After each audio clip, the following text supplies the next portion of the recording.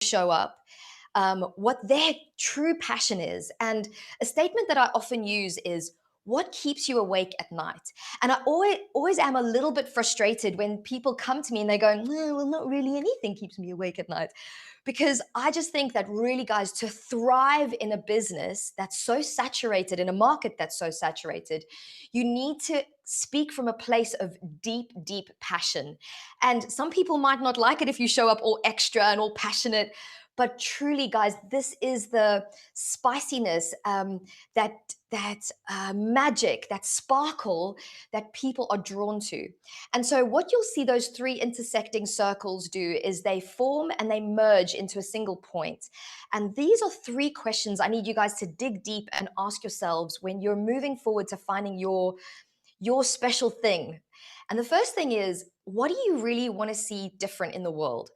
Like, just as an example, I didn't like the fact that anatomy was so boring. Like the way people talked about complex bodily things, I just thought they weren't making it accessible. So that's something that I wanted to see different. On the flip side, with business, I didn't want people to care about the big numbers at the top. I could see how that was stealing people's joy out of their life every day, being worried about this bullshit that doesn't matter. So I wanted to see those things change, right? So that was the first thing. The second thing is, what do you love? And this goes back to what I was saying a moment ago about what keeps you awake at night. Like when you're like, oh my God, I'm just so excited about this thing. Like I just absolutely, since I was a little girl, was so excited about the human body. So I know I love that. And then what are you good at? Like, be honest with yourself. Don't be self depreciating and like, oh, I'm not good at anything. Genuinely, guys, you have got so much life experience. You need to tap into that. And you need to think about, how are you showing up that people come to you and go, do you know what? That was really amazing what you just did there. What are you good at? And then think about how those three circles intersect and what comes out of that. And that's about finding your niche. Danny, next slide, please. Now, the next thing is a book recommendation. We actually shared this book recommendation on the last Mastermind that Danny and I ran. It was a 6-week program. And one of the feedbacks that I got from running the Mastermind was the book. This book that you guys recommended, honestly, what a game changer. And it's the one that's written, the first one on the slide. The guy who wrote it, his name is Daniel Priestley, and he is a business coach. He kind of mentors people through business. And guys, the book is super old. It's probably a little bit outdated, but it's called Key Person of Influence, or KPI. That's sort of a business terminology that you'll hear when you're in the corporate world. But what he does is outline how you can become a key person of influence right now in your micro niche. Now, micro niche, he defines as someone who has a thing that they do, let's say yoga. You're a yoga teacher. But then he encourages you to not just be a yoga teacher, but really to find something within that huge umbrella that defines you and your passion and what you're good at. And he called that a micro niche. So, an example of a micro niche would be pregnancy, yoga teacher for women who want to have kids over 40. That's a micro niche. And what's so important, guys, about finding your micro niche is it enables you as an individual to then figure out, how can I genuinely serve people? And it also enables the audience that then find you to feel that you really speak to them and what their problems are. And what you'll see with business, one of the big, big things that people aren't doing, and I feel almost baffled by it, is people still aren't identifying what the problems are that they're solving. What is the problem that you are solving in your yoga business? And a micro niche really speaks to those problems that you're discovering and then speaking to. Next, I want you to wait, go back. Next, I want you to think a little bit about what makes you you, and really be clear about what makes you different. And I'll give you a story from me. When I first started teaching yoga, I would go to other people's classes and I noticed how people were very calm and very chill. and they would breathe between every word. And I was like, okay, I'm a hyperactive person. I speak a million miles an hour. I'm like super energy bunny. I was like, I need to improve that part of my personality. So I used to show up to yoga and I'd be like, hi guys, welcome. I really tried. To be that calm, chilled out person. And guys, I bombed so bad. You could tell people were like, what the hell is this? This is so bad. I never want to come back to this girl's class. And so one of the things, it was a really empowering shift for me because I went to someone else's class who's also bubbly, who talks fast. And you know what? She totally embraced those parts of her personality and she just went for it. And you could sense the absolute awe that her students had of her. And it was in that moment that I was like, I am not going to do the slow talking version of me anymore. It's not that I can't do that or get good at that, but it's just not going to be authentic. And so I want you to be clear about who you are as a person. So these are kind of journaling exercises that you guys genuinely should take the time to do. And then the last one that I want to touch on is ask your audience.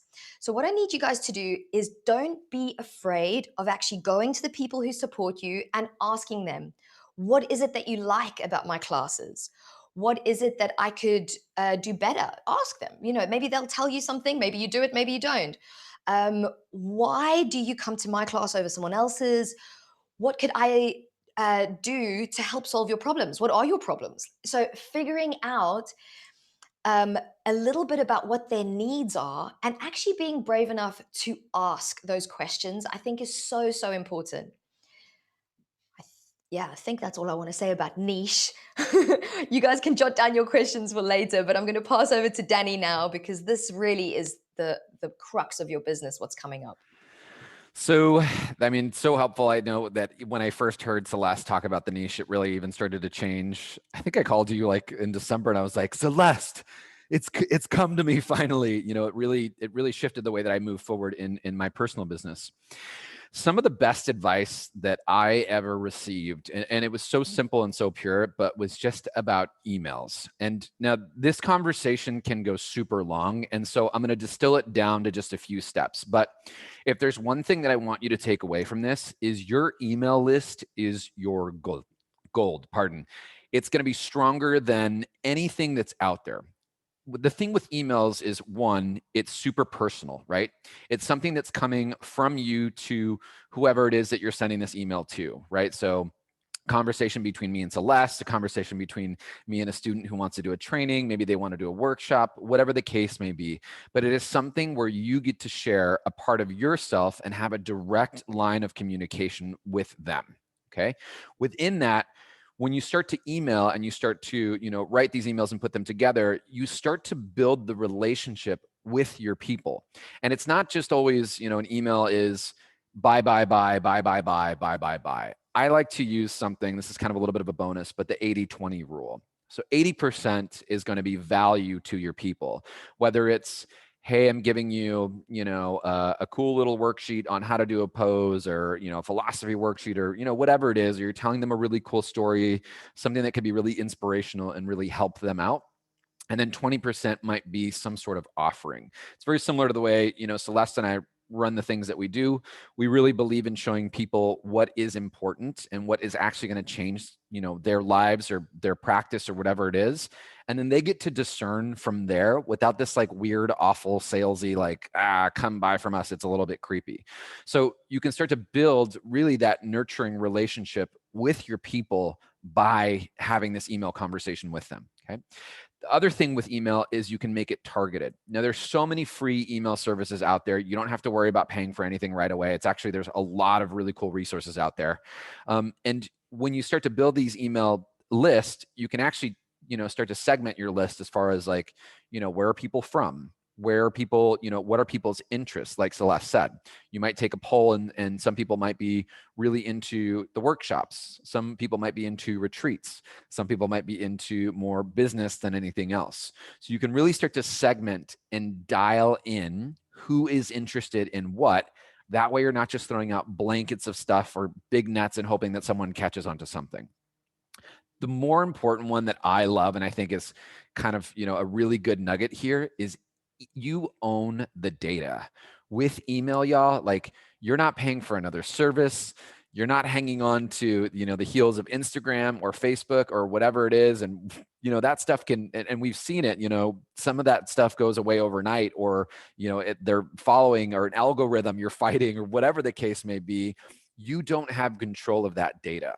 When you start to build your email list, that's 100% all you, right? So you get to keep that forever and ever and ever.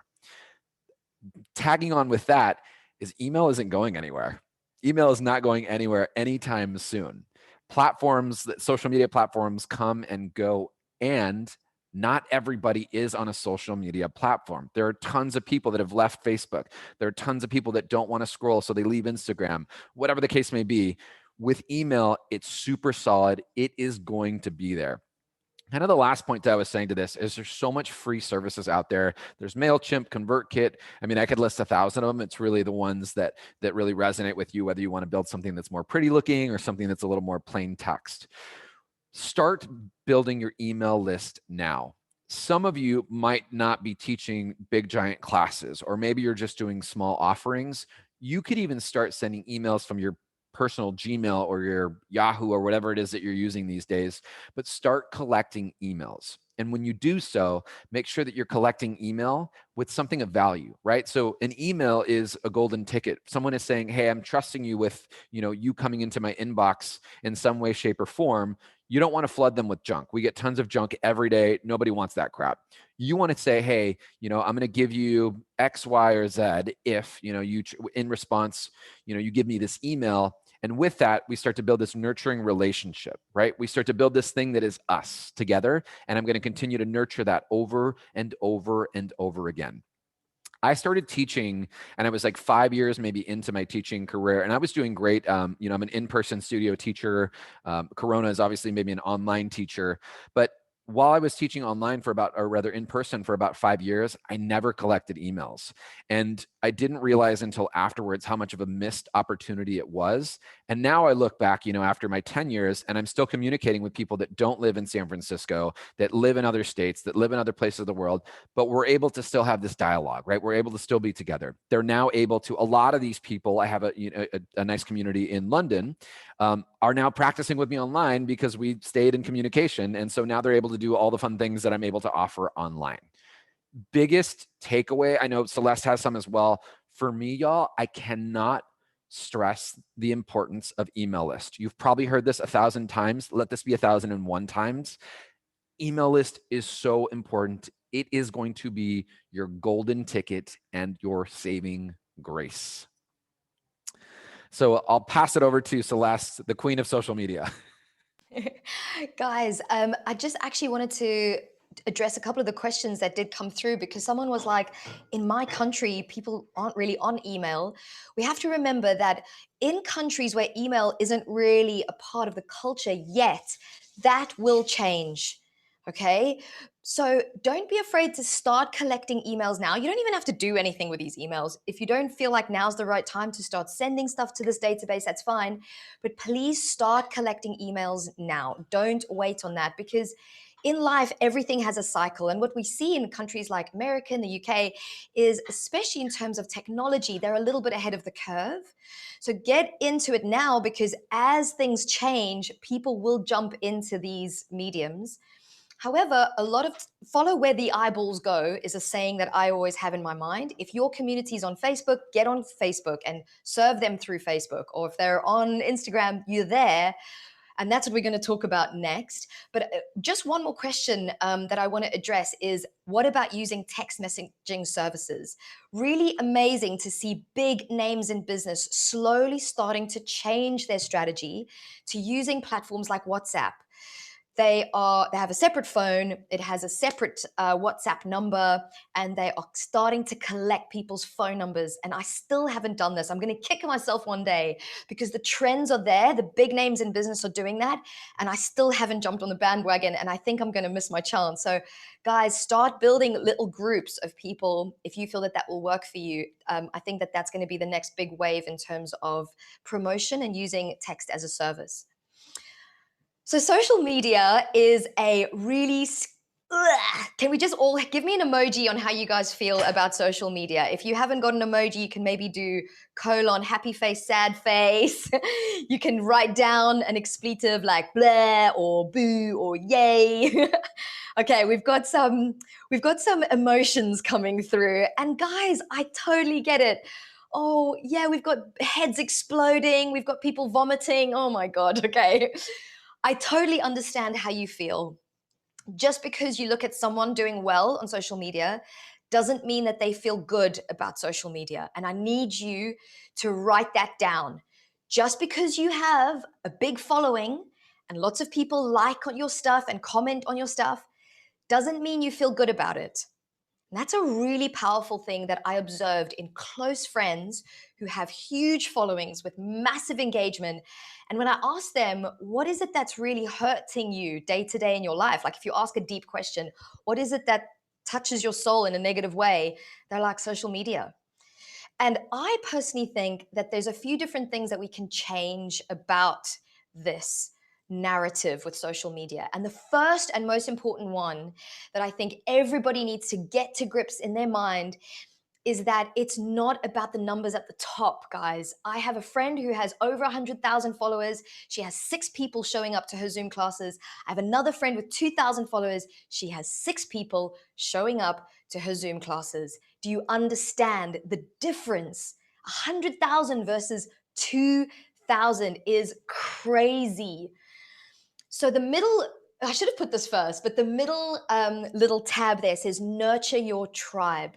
If you have 6 people that are showing up to what you do consistently, nurture those people. Get them so excited about you and how incredible you are, they might go and tell a friend about you. You know, give so much, be so epic, be so amazing with everything you give and share and do that those people are compelled to tell their friends. Like, guys, it's very hard to grow at the moment on social media. I'm looking at the accounts that are growing and the accounts that are suffering. Everyone is struggling. The accounts that are growing are either very funny or they're getting naked because it's really, really tough. But the accounts that are just sustaining are the ones that are actually doing high value posts. They're showing up consistently for the people that are there and they're not worried about the numbers. So I just want you guys to get that into your head. I can't stress that enough. Add value to people that are there. Don't worry about everyone else. It's too exhausting.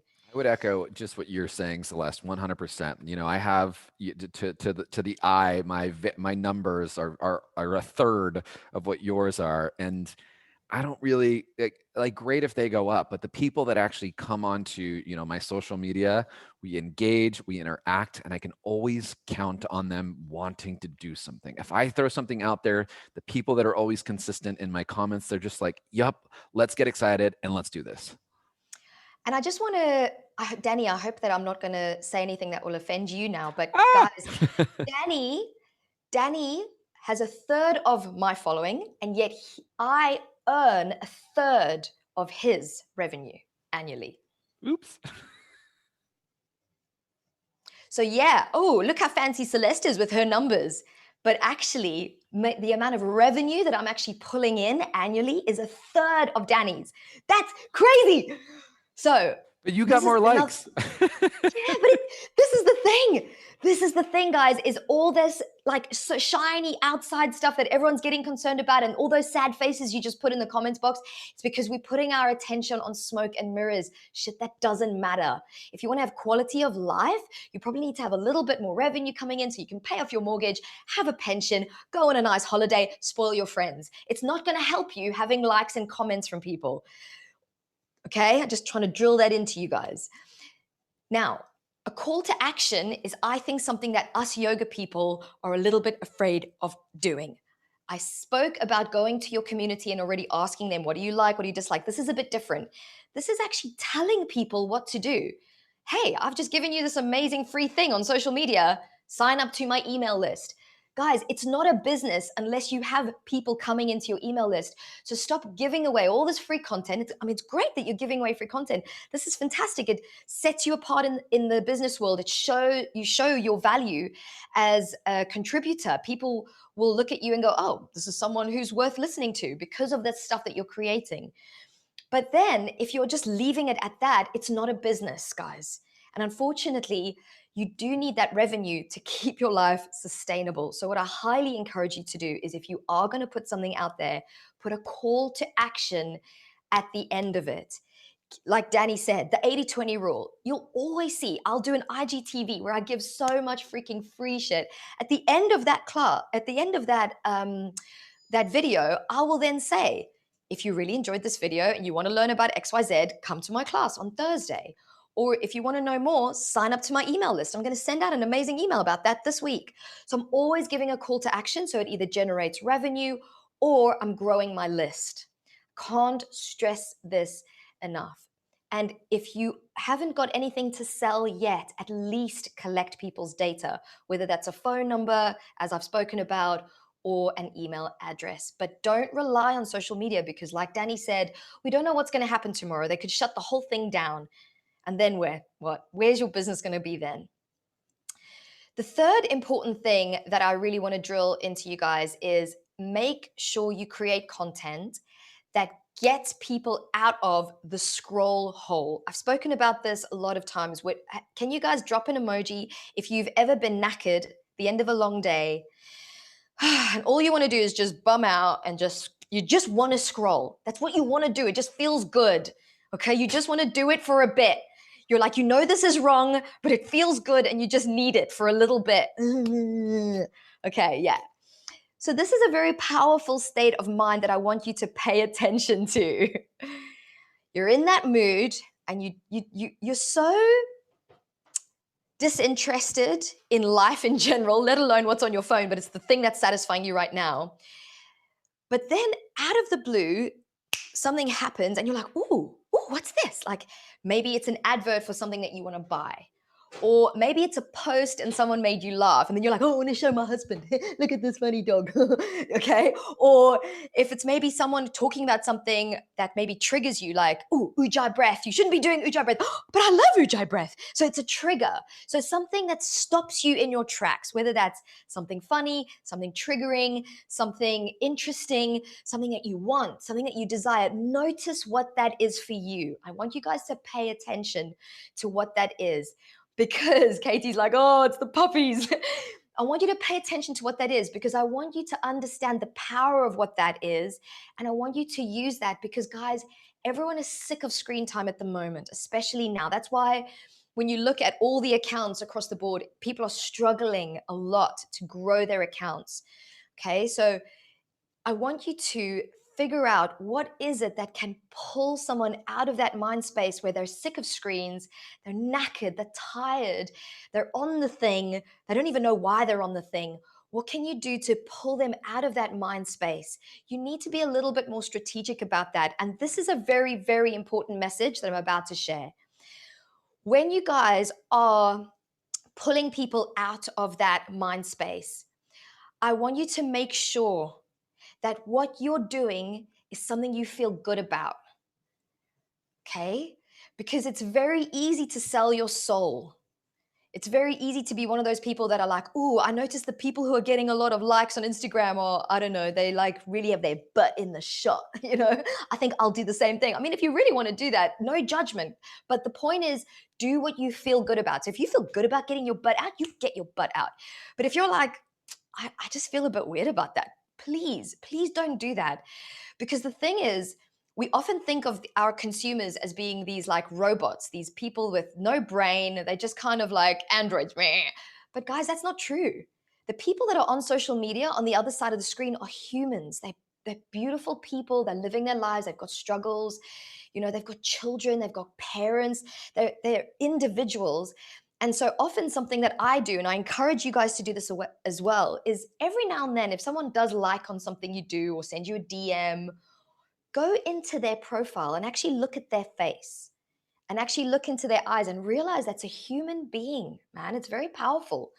and that you're speaking to another person. It's not a robot, it's not some random ether thing. A lot of the bad, sad faces that you guys have shared um, with me is because you've forgotten about the fact that these are humans. So we get into this mode where it's just like, I'm not popular, and all the robots out there aren't following me.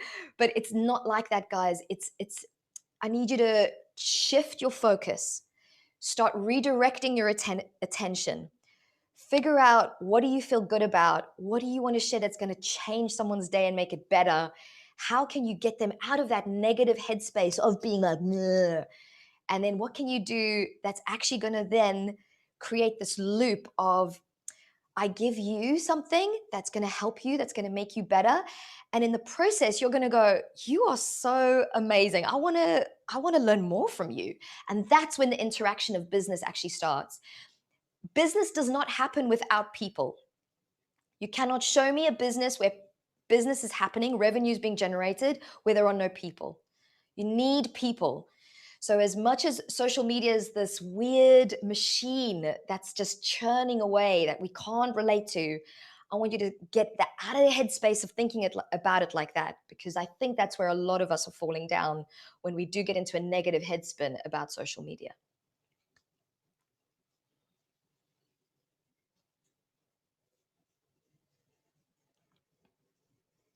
Cool. So, Danny, what do you think? I've said my bit. Do you have anything else you want to add to that? Yeah, actually, just kind of echoing what you're saying, with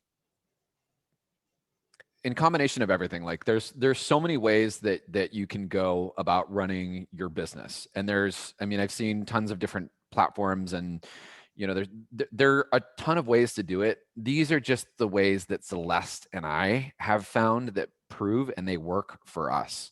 I kind of just want to echo something that Celeste is saying here about, social media. I, for a long time, thought that I wasn't good enough as a teacher because of my social media. I thought for a long time that, the value of all the study that I had done, the value of what I was actually offering my in-person students, the humans that were coming into the space at that time, wasn't good enough because I wasn't as popular on social media. And the truth is, I don't teach yoga to go on a phone and get likes. Like, that's not why I'm in the process of teaching yoga. That's not what I want to do at all. I'm not trying to, like, look, someone that's like famous in yoga is like rich in Monopoly. It just doesn't count. Like, in the real world, nobody cares. I've yet to go on an airplane and have someone been like, oh, that's a famous yoga teacher, huh? It doesn't matter. I think, you know, when you're running your business, it's important to understand as yoga teachers that we are running a business. There is an energetic exchange that is happening, right? We Mhm. are offering a service. I think sometimes an even bigger service than a lot of the things that are out there in medical care. It's a way of getting people anchored and into themselves. And the other thing that it's nice to just maybe hear over and over again is, you don't have to market your dharma. Like, if you're in this lifetime, you are here to teach yoga, there's no icky marketing around it. You are just sharing what you're passionate about. You're sharing what you've studied. You're sharing your own personal growth, your journey, and you're sharing your transformation, right? You're sharing that you went from scrubbing toilets at McDonald's, and then, yoga came into your life and you learned all about it, and you got super involved in anatomy and, the running the business of yoga and yourself as a human being. Hint, hint, that we're talking about Celeste. There is no ickiness behind that. That is you just fully showing up as a human being who happens to be teaching yoga. And that, my friends, is what I mean, if there's anything that you take home from any of this, permission to be human through all of this, permission to go through the ups and the downs of running and trying to scale a business, or even just starting a business, and permission to give yourself props for showing up today and being like, I'm going to listen to these two people talk about maybe how I can better myself, and maybe take those little notes into your business. Yeah, that's what I got. Cool, guys. Let's do a quick Q&A now. Let's just see if there's any other little questions that have maybe come up around the whole concept. The only Yeah. annoying thing is that some yoga studios look at how many followers you have before they employ yoga teachers. So what we're saying is not, don't do social media. That's not what we're saying. I Mhm. do social media every day. I still put a lot of time into making free content for you guys. Right. I don't get paid for that. I constantly am doing it. So I'm not saying don't do social media. What I'm saying is your focus about why you're doing it and how you're doing it needs to change, because I Yeah. think that's what's going to help you as an individual. And Right. guys, who wants to teach for a yoga studio that'll only hire you for that reason? Right. I've been to workshops from people with really big followings, and I was absolutely horrified by the quality of the teaching. I was like, what am I doing here? This is a waste of 45 pounds and 3 hours of my life. That's how Yeah. I felt. And what a shame, you know? So I don't think that that's a good reason to be hiring people, and someone should have a talk with their manager. Okay, Maria said, let me just scroll down. Biggest struggle of how to find new clients. Retention is good, but the new ones is hard. Any tips? Retention is extremely challenging. The only advice that I have for you is figure out who is there and ask them, why do you stay? And figure out what it is that's so special about you. And then you need to put the time into honing those skills. Something that I see happening a lot is yoga teachers are showing up for their classes unprepared. Mhm. They're just like, oh, hi, what are we going to do today? Just do the same flow again that I've done every day for 7 years. And of course, then retention is going to be hard, because I'm going to be like, if you're doing warrior one, warrior two, reverse warrior, I'm not going to come back to your class. Right. I'm not going to do that, because I can get that on my own on the mat. So this goes back to the chat that I rushed through a little bit too quick at the start. Don't just find your niche in terms of your business, but find your niche in terms of how you teach your classes and the value you add in those classes, because retention is hard now, not just for you, but for everybody. We're in the winter of business right now, which means not just the physical winter of being in the Northern Hemisphere. We're in the winter of business, which means that after the winter comes the spring. It's not going to be like this forever, but we really have to hone our skills now in whatever field that we're choosing, because the people who can succeed through the tough times usually thrive then when spring comes. Mhm. And people do get lulled into a false sense of security when spring is here and summer's here and everyone's like, woo, yeah. There was no COVID. We went to our classes, the studios were full. We got lulled into this false sense of security. Now we're in winter, but winter's going to pass, guys. So again, I want you to be really smart about how you're moving forward each and every day right now. I got a question about mailing lists, and the question is, how do you create a mail list that doesn't get lost amongst the sea of newsletters in your inbox? Dominica, what's really important is, what are you offering in your newsletter, right? So if it's just some, hey, I went to the store and this is I really like yoga, so come to my class. Like, I don't want to read that bull crap either. Like, that's boring to me. But if I open up a newsletter from you, or even the tagline is something like, this will whatever, something that's going to catch my eye, and I open it, and within like the first 3 sentences there's stuff that is really intriguing and really awesome, maybe even controversial, I'm into that. That is going to get me to go. I sign up for certain people's newsletters because I know it's going to be informative. Now, what I would offer is your first email communication. Like, when someone gets an email from you, you get an email list from somebody and they get their first email. That first email is your first impression to knock it out of the park. So that first email needs to be super, super, super value driven. And it has to be worth, like, read it yourself. Read it yourself and say, would I want to follow this person? Because what's in here is actually going to change my life or make it better or make my practice better, or, whichever, my niche better. Or am I just going to be like, meh, there's a sale going on, meh, blah, blah, blah, blah, blah is telling me this or that. Whatever you offer needs to be a home run every single time. Mm-hmm. Absolutely. It's the same as your classes. It's the same as everything you do. Every Mm-hmm. social media post, every Mm-hmm. story that you jump on. Guys, this is the thing. It's not just showing up anymore. It's not good enough. I'm Mm-hmm. sorry. There's too many people. Yep. It's not like, oh, I can't find a yoga teacher. So, oh, I found one in my local community. I have to just go to this one person. Not like that. There's hundreds of us everywhere. Mm-hmm. We're multiplying by the minute. Yeah. So you can't just show up anymore. It's Yeah. not enough. It's not enough to be good. You have to be great. Yeah. And And you need to figure out how to do that. Here's kind of just piggybacking on what Celeste is. And we really maybe should have talked about this a bit today, but how many yoga teacher trainings are you seeing online right now? All of y'all. Like how many, I So many. guarantee you, you've seen at least 10 ads within the last 2 weeks for yoga teacher trainings online. There is, in my opinion, so much garbage out there. People are literally watching 200-hour videos and then passing, getting an exam. If that is going to be your experience, right? If that is going to be how you're going to offer your yoga, no one's going to be receptive to that. Same thing with your business. The amount of work that you put into your business is going to equate the amount of work that you get success. And that also goes with, at being a yoga teacher, we have to continuously put back into our education over and over and over again. Otherwise, you're going to be that same, what was it? Reverse warrior.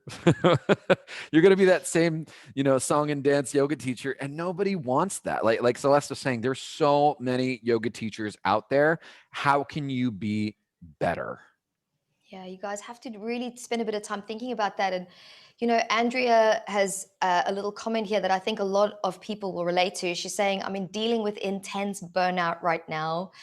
Lucky to still be teaching a lot, but I feel the pressure to never take a week off teaching or off social media. I feel so much pressure to create new content constantly, and it's exhausting. And Andrea, thank you so much for sharing that, because I think a lot of people can relate to what you're saying. I'm assuming a lot of us are teaching online at the moment, which is Mhm. crazy intense. It's exhausting. And it's exhausting being on the screen the whole time. And also, you have to pop through a screen, which is intense in its own Yep. way. But what I wanted to say was, please take the pressure off of yourself for a bit, for a couple of reasons. One, actually, if you show up with just any old shitty content, that will actually devalue your page, Mhm. whatever social media platform you're choosing. It'll actually devalue what you're doing. And the algorithm will pick up on that and will stop featuring you on the feed. So actually, you're shooting yourself in the foot. You'll notice I don't post every day. I post once a week, once every 2 weeks. If I've got something to promote, maybe twice in 1 week, never every single day.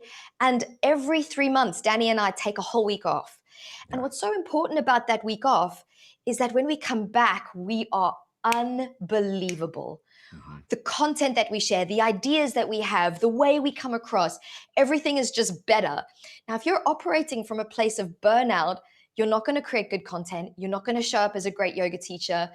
I understand that the financial pressure is there, but figure out how you can take time off social media if you need to. Just Mhm. can it for a week, two Mhm. weeks. Give Mhm. yourself some proper break from that shit, because Mhm. it's not good for up Yeah. here to Yeah. be on there all the time. And then make sure that you cut your schedule back as much as you need to, so that when you do come back, you can actually teach and be fresh. There's something that's coming up here in the questions. Since we're talking about the time off part, yes, taking time off can be a luxury, but know that if you're operating from a place of fear, like, oh, I can't take a class off because I'm not gonna, my students are gonna leave me. I don't think that we're gonna go very far in general anywhere if you continue to operate from a place of fear.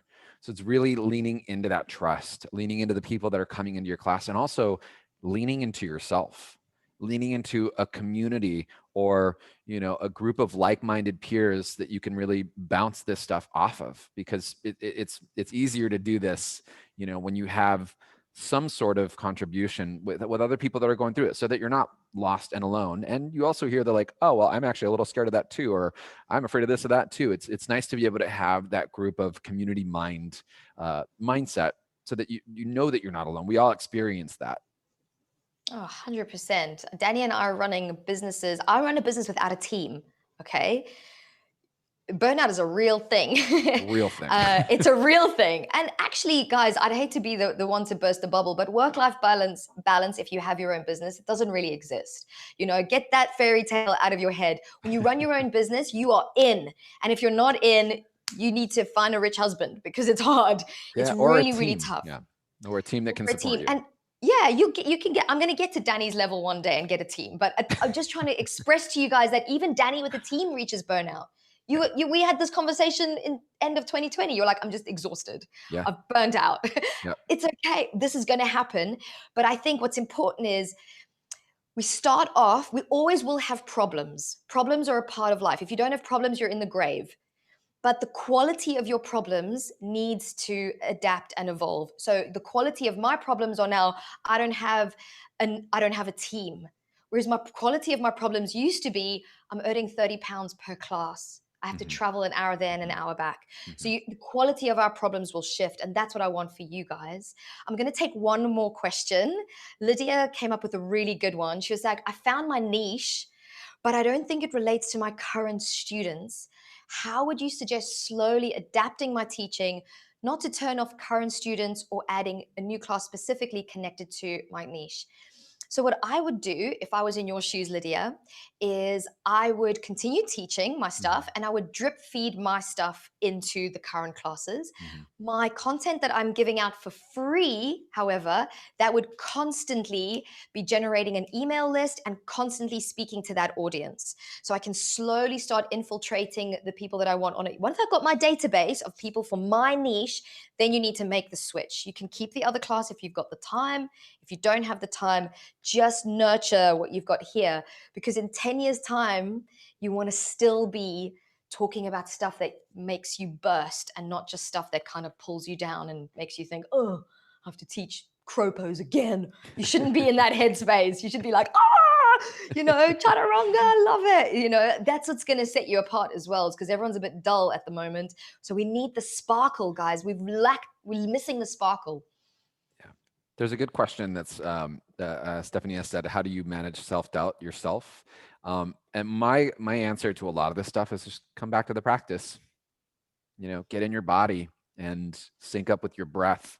And once your body is syncing up with your breath, you get to sync up with your minds. And when you're truly in full alignment there, and I'm not talking about warrior two alignment, but I'm talking about when you are in alignment, when you're in your practice, you're out of the noise, you're able to drop in and really lean into, you've made it this far. You've made it this far, and there is a lot of opportunity, but you lean into that. Always come back to the practice. Sit with yourself for a little bit. Have a journal. Get the things that yoga teaches us, the tools that we have right in front of us of yoga. Use that to lean in. And it'll never go away, Ever. self-doubt. Hmm. So just get used to it. You think we don't doubt ourselves before we do these things? Yeah. Do you think we show up and we're all like cocky, like, oh yeah, we got this? It's not like that for us. No. Yeah. It's like I go and do a nervous poo. Danny shows up, he's like, oh, should we dance an offsell? Like Yeah. it's so scary. And we do doubt. Like I'm like sitting here watching people go off the call. I'm like, oh, is it not good enough? Like this is part of life. You just have to get used to it. Yeah. Guys, Yeah. there are a lot of questions coming through, and I feel bad because we're not going to be able to address all of them. Um, but we're gonna save this chat box, Hmm. and we're gonna use the questions that have come through to guide another webinar that we're gonna put together for you guys. So there'll be more of this. Okay, so don't worry, we've got your back. Also, the content that Danny and I will be putting up will address these questions coming through. So please don't think that you putting your question in here has been lost. But we did want to just in the last few minutes let you guys know that if you're like, oh, A, I need help, man. And B, geez, these guys are cool. We are going to run another mastermind. It's coming up in March. It's going to be 7 weeks instead of 6 weeks because we actually have a sales and persuasion course lecture that we're putting together for you guys, which is, guys, whether you like it or not, we're in sales. I'm sorry, we're in sales. You have to get good at selling. And so that is going to be an additional thing that we're slotting in. You're going to have group Q&As at the end of every single week. We're having weekly meetings, weekly lectures. You'll have a support buddy, and you're also going to have the opportunity to have a one-on-one with us, which is going to really dial into what your goals are and how you can take things in your business to the next level. It's a great way. We'll give you some framework from things that, again, Celeste and I have used to make our businesses grow and flourish. And, that's whether that's, a little bit of social media and a little bit of online, and also some in person as well. And like I said earlier, it's things that have really worked for us. The proof is in the pudding. I remind myself in that self-doubt conversation, whenever I have that, I just kind of look back at my business and be like, wow, I was able to build this from the ground up. And these are the tools that really just got us to where we're at. We put them together.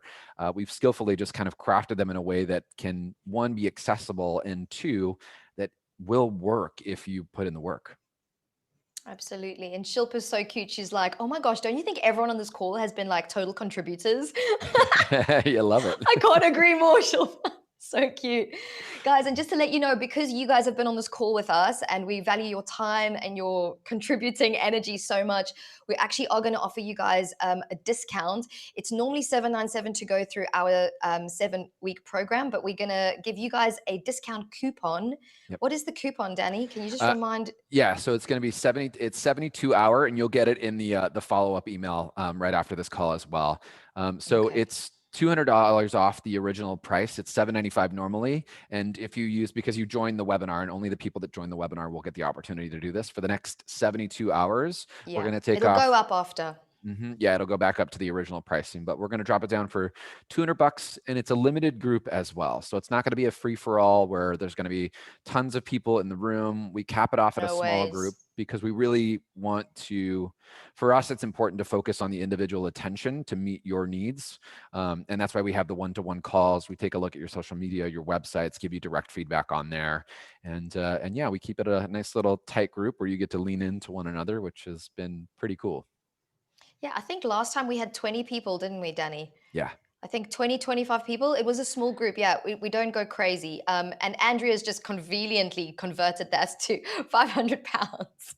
Thank you, Andrea, you little babe. She quickly went into the old currency converter. Yeah. And guys, just to reiterate, we're only going to have the sale on for the next 72 hours. So please, if you do, you can actually pay this off in installments, Mhm. but please do sign up if you want to do this because, yeah, we had an amazing feedback from people. Can we just show the feedback slide real quick? Because Yeah, there sure. were two bits of feedback that I think for me really meant a lot. The first bit of feedback was actually someone, she works as an actuary, which is a very fancy job. For anyone who doesn't know what an actuary is, it's like a very high paid, very fancy job. But her heart is not in it, guys. And she really wants to be a yoga teacher. And she was so cute because she was like, do you know what? I started teaching. And this is what she said. She was like, you guys taught me not to put all this focus on the big numbers at the top. And so what I've done instead is I've really focused on my community.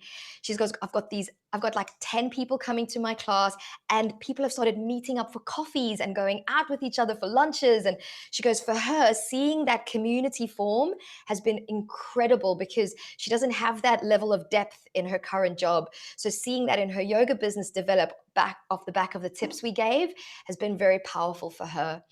And then, so that was Ash. And then Rebecca was just say it really got her to understand where she needs to put her focus, an opportunity to refine her goals. She said it was really obvious we put a lot of hard work into the program. And guys, we really did. We went above and beyond for the people who came. So if you do feel like, you know what, I'm ready for this, please, please do sign up. It would be an absolute privilege to serve you guys for those 7 weeks. Yeah, and we have actually just a quick share too, not on the slides, but yesterday, one of our other mentees, Louise, just launched her brand new website with all new branding, and she is just smashing her business right now. She's next level crushing her niche. She's the only one doing what she's doing. She was able to harness it, able to put it all in. Wow. She took everything that we gave her, and she's now going to be leaving her other job that she didn't love so much to do way more yoga than anything else, which is super great. Guys, the reason why I'm like, is because she You came didn't on know my this. retreat. She came on my retreat, and that's why she signed up to the mentorship program that we last did. And she has told Danny this news. I did not know this. This is Yeah, amazing. yesterday. Louise. Yeah. Yeah. Oh, I'm so happy to hear this. What a babe. Okay. So guys, thank you all so much for your time and your energy and your love. And you're going to get a follow-up email with all the information if you guys Mhm. did want to join us. We're going to save your comments in the chat box, and we're going to do our best to figure out ways of serving you guys because we realize that your comments are very, very valuable, very important to us. We don't take it lightly that you guys have shown up. We really hope that something we've said really struck a chord with you and you were like, yeah, oh, I can do this. Yeah, and I'll just echo what Celeste said. You know, I just, for me, it's just such an honor and a pleasure to be here. I firmly believe in the practice of yoga and the teachings of yoga. And one of the things that Celeste, you know, one thing I got from her in some of our calls just beforehand, getting prepared, is, you know, my passion is really to help support yoga teachers. I really thoroughly Mm. enjoy that so much. I believe in the power of yoga. I believe in the power of teaching yoga, and I believe that yoga teachers should be sustainable and should have a business that they can lean back on, and have, again, what was it? Take a vacation, spend some time and money on your friends, and you Yeah. shouldn't have to be just kind of all over the place. It is work, but we can make it accessible for sure. 100%, guys. So, big thank you to each and every one of you for coming, for all your well, I was going to say hard work, but I think you guys have been chilling out, kind of Yeah. just commenting, which is nice for a change. You got to chill. Yeah. Please don't be afraid to take time off, guys. Please. Um, yeah, and just know that also we're on the other side of the line. If ever you did need to connect with us, Hmm. we're on Instagram, and DM us if you need anything. And just keep being your amazing selves. Being a yoga teacher is such an incredible privilege, and the world really needs you guys. So show up in all of your amazing energy each and every day. Yeah. So good to have everybody. Thank you so much for spending your time with us today. And we'll see you soon. Yeah, come hang out with us on social media. See everybody soon. Bye, Bye, everybody. everyone.